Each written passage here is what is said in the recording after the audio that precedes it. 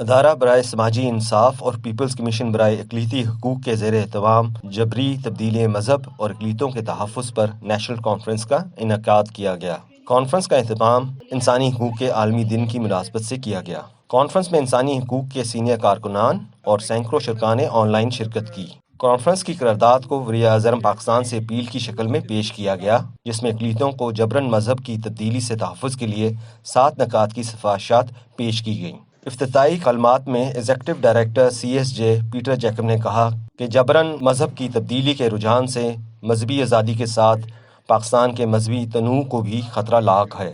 ادارہ برائے سماجی انصاف اور پیپلز کمیشن برائے اقلیتی حقوق کی تجزیاتی رپورٹ کے مطابق پنجاب اور سندھ میں بنیادی طور پر ہندو اور مسیحی نابالغ لڑکیوں کے جبری تبدیلی مذہب کے 162 واقعات شامل ہیں، جن میں بتایا گیا کہ اقلیتی خواتین کو مختلف صنفی جرائم کا سامنا ہے۔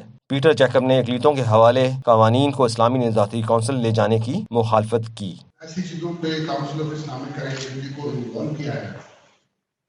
کتنا یاد جو کہ چیئرپرسن ہے کاؤنسل آف اسلامک کرائٹیریا کے بہت ہی انلائٹنڈ آدمی ہیں اور اس کی وجہ سے ہمیں کافی فاصلہ رہتا ہے، لیکن یہ ضروری تھوڑی ہے کہ ہر وقت جو ہے وہ ایسے لوگ ہی آئیں گے، تو اس کا ادارے کا رول جو ہے اس تک رہنا چاہیے میرا خیال۔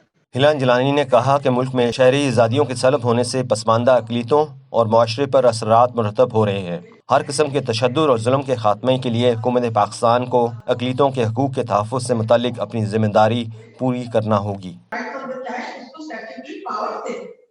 تو یہ ایک اور ڈسکریمنیشن آپ مائنورٹیز کے خلاف کرتے ہیں، ان کو آپ گناہ کے نہیں سمجھتے کہ ایک قانون بنا کے کمیشن بنائے،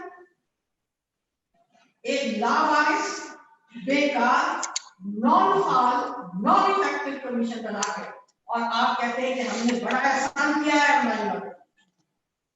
میں آپ کو بتاؤں جس نے یہ کمیشن بنی ہے کتنے مہینے ہو رہے ہیں اس کو، کچھ 3 مہینے ہو گئے ہیں، اس کا TOR آیا ہے شاید اکتوبر یا سپٹمبر میں آیا، اس کے اب تک میں ہیومن رائٹس کمیشن کی رپورٹ لائی۔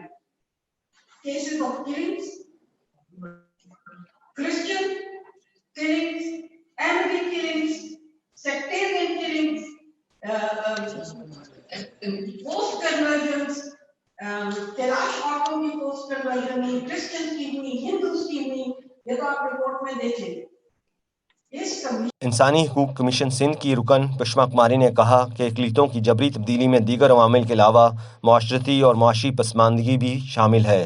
مذہبی اقلیتوں کو ان کی معاشی حیثیت، کم خواندگی اور بنیادی ضروریات تک کم رسائی کی وجہ سے امتیازی سلوک کا سامنا رہتا ہے۔ ان بچیوں کا میں اسٹیٹمنٹ میں ان کے ساتھ ہی ایک مونیکا حالا کی تھی، ایک کویتا وہ ننگر پارکر سائڈ کی تھی، اور ایک اور مومل لڑکی تھی، اس کے میں وہاں موجود تھی عدالتی کمرے میں۔ تو وہاں پہ میں نے دیکھا کہ ان کے ساتھ جو ایک طرح کا وہ اس طرح سے ان کو لائک ایک ہوتے نا، جیسے ان کو کسی سے بات کرنے نہیں دی جاتی ہے، ان لڑکیوں کو ان کے پیرنٹس سے نہیں ملوایا جاتا ہے، اور فوراً سے اس طرح ان کو فوراً یہ کہا جاتا ہے کہ because you are under age, تو دارالامان بھیجنا جو ہے وہ بہت ایزی ہو جاتا ہے کہ ان کی جو ہے نا دارالامان بھیج دیا جائے۔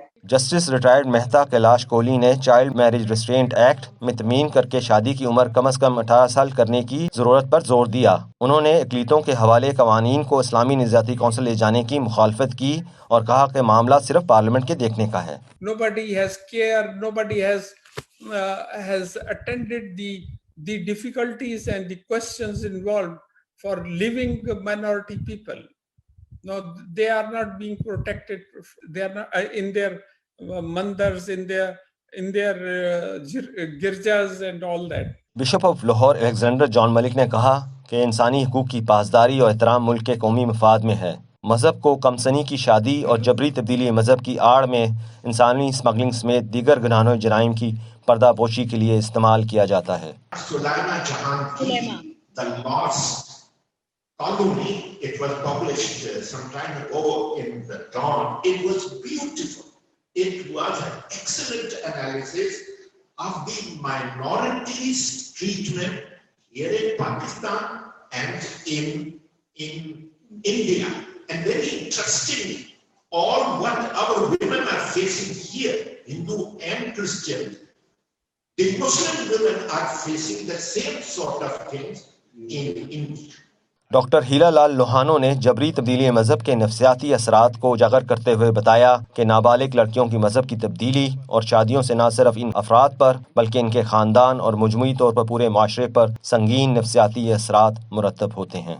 پیرنٹس کے ٹائم کی ضرورت ہے، جتنا آپ سوشل ایونٹس میں یا اپنے مصروفیات میں گزارتے ہیں اس سے 50% آپ جو ہے ٹائم نکال کے اپنے بچوں کے ساتھ لازمی روزانہ کی بنیاد پہ ٹائم گزاریں، تاکہ بچوں میں اپنے آپ سے ایک اپنائیت ہو اور آپ کو وہ اپنا سمجھنے لگے، کیونکہ ویسے ہی آج کل میڈیا نے یہ جو موبائل ایپ نے جو ہے گھر میں ہوتے ہوئے بھی ہمارے بیچ میں دوریاں پیدا کرتی ہیں، تو ہمیں ان دوریوں کو ختم کرنے کے لیے بچوں کے ساتھ ہمیں ٹائم گزارنا ہوگا، ان کے ساتھ بیٹھ کے کھانا، ایک ٹائم کا کھانا کھا لیں، اگر 2 ٹائم کا نہیں کھا سکتے ان کے ساتھ ٹائم ضرور گزاریں، ٹائم گزاریں گے تو پھر اس طرح کے مسئلے مسائل نہیں ہوں گے۔ منیزہ جہانگیر نے کانفرنس کی نظامت کی۔ میڈیا پرسن کی حیثیت سے اپنی رائے کا اظہار کرتے ہوئے انہوں نے کہا کہ مناسب لائحہ عمل کی عدم موجودگی اقلیتی خواتین کی جبری تبدیلی مذہب کی حوصلہ افزائی کر رہی ہے۔ In one case, at the Asma Jahangir law firm, we have this girl who has been pushed into modern slavery.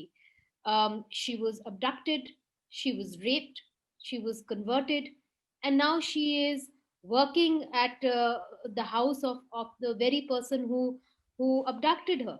And this is modern slavery. Sindh high court کے سینئر وکیل بھگوان داس نے جبری تبدیلی مذہب کے متاثرین کو مؤثر قانونی امداد اور نابالغ بچوں کی تحویل میں درپیش رکاوٹوں پر بات کی۔ کانفرنس کے اختتام پر سفارشات بھی منظور کی گئیں، جس میں ضابطہ فوجداری میں ایک ترمیمی بل کے ذریعے عمر اور ازدواجی حیثیت کے علاوہ آزادانہ مرضی رضامندی کی موجودگی کا پتہ لگانے کے لیے سینئر سول جج کو مذہب کی تبدیلی کی توثیق اور تحقیق کا اختیار دینے کا مطالبہ کیا گیا۔ چائلڈ میرج ریسٹرینٹ ایکٹ اور میجارٹی ایکٹ میں نادرا ایکٹ اور دیگر قوانین کے مطابقت لائے جانے کا بھی کہا گیا، اور اقلیتوں کے حقوق کے لیے ایک خود مختار، بااختیار اور قانونی قومی کمیشن تشکیل دینے کا مطالبہ بھی شامل تھا۔ Rehan پراشا، voice PK.net